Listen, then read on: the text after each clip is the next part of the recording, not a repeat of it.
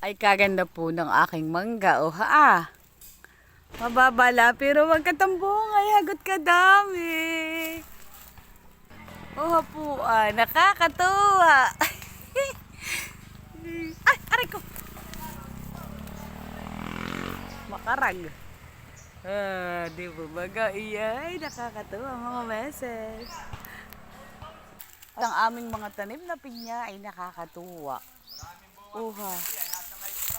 Halos lahat ay may bunga, mga beses, mga mare. Di po baga?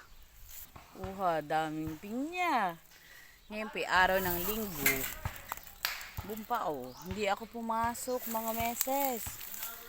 Dahil ako po ay mag-day off naman. At kami po may banding na mag-anak. Mga meses, nakakatuwa.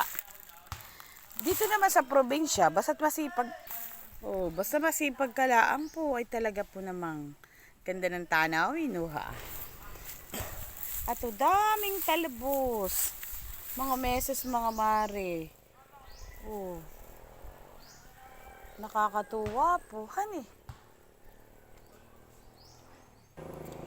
Meron din po kami ditong gabi na tanim. Pagka po yung kami walang magawa, si Agong po masipag magtanim. Di po baga? Nakakatuwa. Dahil mangga.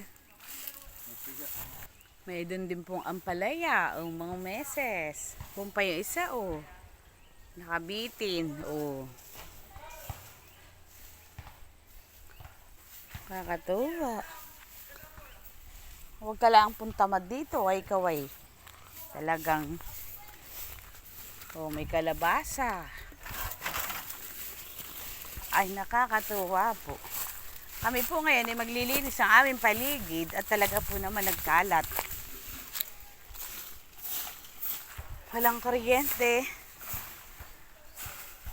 Si Agong may naglilinis ang paligid namin. Hindi na makapaggamas ng harapan. Ang gagawin po namin, mag-asawa, ay gagamasin at tatanaman ng gulay. Yan po aming harap ng bahay, gilid. Napakaraming bunga ng mangga. Ay, nakakatuwa po, hindi na nabili. Ay kaya, sa totoo lang po, hindi ko pagpapalit ang buhay dito sa probinsya, mga meses, mga mare. Napakasarap ng buhay dito, tahimik. At saka magsipag ka lang, hindi ka nabibili ng gulay. Bibili mo na lang bigas mga meses. Di po baga? Sinong may gusto na mamuhay sa probinsya? Abay, ako po ay isa na doon mga meses.